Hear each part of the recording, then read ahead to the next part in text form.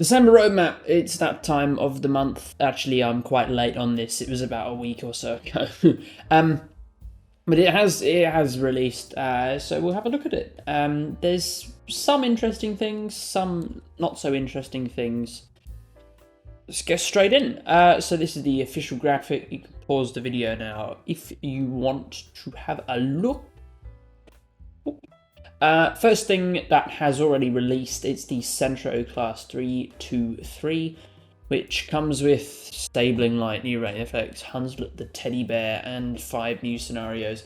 I don't really care, this is a bit of a piss take, especially when most of these features have been added onto the regular Class 323, I think, if I've understood the roadmap correctly. But yeah, this livery pack is a scam. I haven't bought it. So I can't review it, I guess. Maybe the scenarios are fantastic. We don't really have too much of an update on Bernina line apart from some new screenshots. And confirmation that White Lake, or what is it, Lago Bianco, it'll be frozen in winter, and there is an explorable balcony and a hike track head at Alp Groom station. But these are the screenshots. We have this one, which looks interesting. The lake doesn't look super frozen to me, but I guess it is flat, so maybe it is. I guess we'll wait and see. A snow kick-up looks demented as always, and the distant scenery looks a bit funky. I presume that's just fog mixed with blur, but who knows. This is Cavaglia. Is that how you say it, or is it Cadera? Who knows? Doesn't matter. But we've got a mixed goods train with the Allegra coupled up to some of the log wagons, which is cool. Nice to see, because that's how they run in real life. They don't run, well, they sometimes only occasionally run dedicated freight trains. Most of the time they'll just slap some freight wagons onto the back of a regular passenger train, and they've featured that, which is good. Distant scenery looks okay, but the trees look a bit scuffed. But if you ignore the trees, as I keep saying, if you ignore the trees, the distant scenery is fantastic. But the shadows on the trees are the problem. Here, because there aren't many trees, it looks fantastic. Platforms look a bit bare, and look a bit too clean. Everything looks a bit sterile, but the distant scenery looks pretty good actually. In this one. Next we've got Gospel Oak to Barking Line. I've already made a full video on this, so I won't elaborate any further. As well, we've got the Rosenheim to Salzburg Railway. I will make a dedicated video on this. If you're watching this sometime in the future, I might have already. So just keep your eyes open for that. And I won't elaborate any further.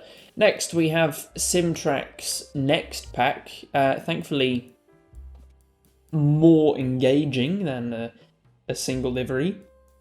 It is a BR, or sort of BR green diesel pack for Peak Forest. It comes with a Class 104, which is what you're looking at, a 21-ton hopper, a Cov hop wagon, and a new timetable, obviously, to accommodate the diesel runs.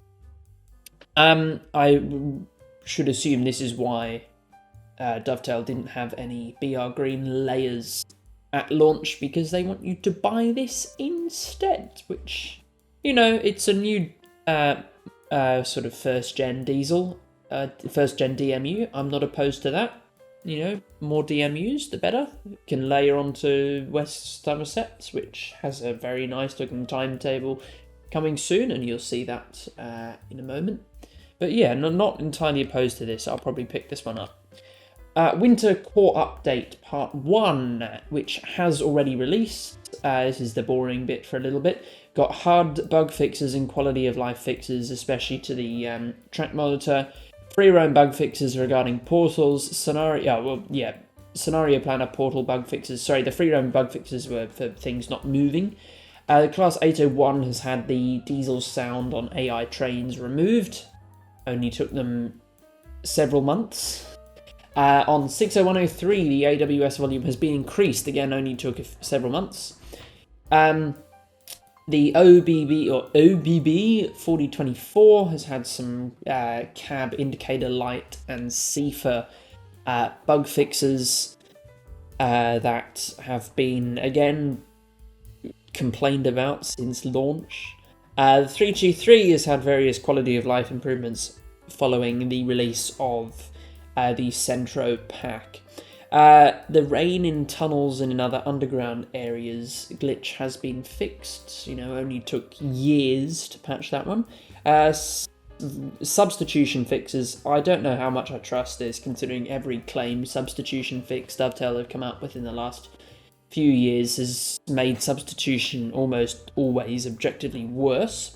And there are some new Christmas themed decals available in the livery designer. Winter Core Update Part 2, which has not yet released, will have Formation Designer, which they keep promising, and they just keep pushing it back, so who knows. New Suspension, again, they keep promising and they keep pushing it back. Reminder that New Suspension was a marketed feature of Train Sim World 4 on release. And we still don't have it yet on, we've only got it in a sort of half-baked fashion on one single train on the test track only. And there's other core updates that they haven't elaborated on, so not much going on there. Mid and mainline fixes has some pretty significant fixes to the scenery, so vegetation, trackside signage, and whatnot. It has Train Sim World 3 dynamic snow effects, has fixed collectibles so you can collect them. Safety systems work on controllers. TBWS trigger points have been fixed, so you don't just randomly have a TBWS SPAD. Making it more stable on PlayStation 5, I think it was. There are fixes to the HST livery selection in the menu. We have Train Sim World 4 rain effects on windscreens. Scoring 2.0, which includes Platinum Medals, and Scenario Planner 2.0 with all of those associated benefits. And here... Oh, no, I forgot to add that back in. You can have a look at the... I'll leave a link to the actual article, and you can have a look at the comparison screenshots that they have up there. And this is the big one, really, the West Somerset Railway Remaster, and it is free. This will bring West Somerset Railway into more or less full Train Sim World 4 nick, and it's going to more or less feel like a new route, or they claim it will. So there's an extension on the Norton Fitzwarren end to make it sort of easier to link stuff up to the main line, I presume. There are steam and diesel timetables, so separate, so you can select a steam one or a diesel one. There are shuttles to the main line. They don't go onto the main line. You get taken over by AI at that point, but you can shuttle from Bishop's Lyard to sort of Norton Fitzwarren and beyond in Class 150, I think it is, if you own that. And there are mainline HSTs that are AI only that whiz past. The playable layers include West Somerset Railway, is that? No, that's got to be something wrong. 60103, Flying Scotsman, Peak Forest, West Cornwall Local, and West Cornwall Steam Rail. I'm trying to remember what WSR is. Probably just West Somerset Railway. Which you need to own to get this. And the AI layers are the BR Heavy Freight Pack for Northern Transpennine, Tees Valley Line, the Class 20 Great Western Express for the HST, Northern Transpennine Class 37-7, which is in the Europhoenix livery, Railhead Treatment Train, Southeastern High Speed Class 33 and Class 52. They have added working water towers and working coal loaders. They have added AI whistleboards, so AI trains will blow the whistle going past whistleboards. They've added tidal seas. They have fixed scenery to make it much more impressive, especially in towns where they've actually remodeled towns. Various other changes like working level crossings and whatnot.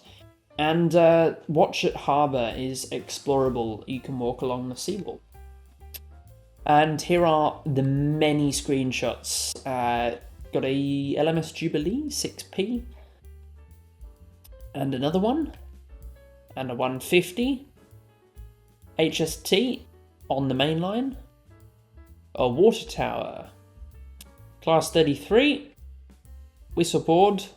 And 8F, what looks like. Or is that the... could be the West Cornwall local 6p, which is in black. Here we have some various changes, you can see. Oh no, these are the new stuff. So we got mainline on the... Oh, this is sort of around Norton Fitzwarren, I guess. Norton Fitzwarren itself on the bottom left, and the mainline, everything else. And we've got a 4F, Fowler 4F. This shows, I think, just the updated scenery and how everything looks in snow, which I like. We got an HST lurking in the background. This would be Norton Fitzwarren, the connection to the mainline. And some other various screenshots. Got a Gronk looking fantastic in the sun. One of my favourite diesel locos. Various other things. Just it looks very nice. Perhaps the s-bahn of the UK. Perhaps. I haven't played it yet. We haven't seen any videos of it. So I won't make that judgment too early. But it doesn't look bad. And we got a class 50 in that previous one as well. You can see Minehead has been completely reworked with water towers, of course. And the coastal tracks and the where am I? What am I talking about? Coastal stuff. You can see the seawall and stuff on the bottom left, which is also at Minehead, I'm pretty certain. Top right might be... Oh, no, that's Minehead as well. No, this is all Minehead, because that's a level crossing at Minehead, with the black 6p from West Cornwall Steam. This is Watchet Harbour, and you can walk along that foreshore and even sit in the benches. Boats look like they're half sunk, but that's okay. The water looks okay. For a train simulator, it's fine. Looks all good. We've got some sheds there with some trains in. Looks very nice. The car park at, I think that's mine. Oh, is that Bishop's Lyard? Yeah, that's Bishop's Lyard. Car park revamp. They made a big fuss over a car park. I'm not sure. But yeah, the depots and such look quite nice. And the coaching stock, they've also revamped to bring it up to Train Sim World 4 standard, whatever that means. But, you know, it's a free update. Can't complain, really. They're finally doing what we've been asking for. And this is the view out onto the water, which looks good. I will say it looks good. I'm impressed. And that finally brings us to the end of the final roadmap for 2023.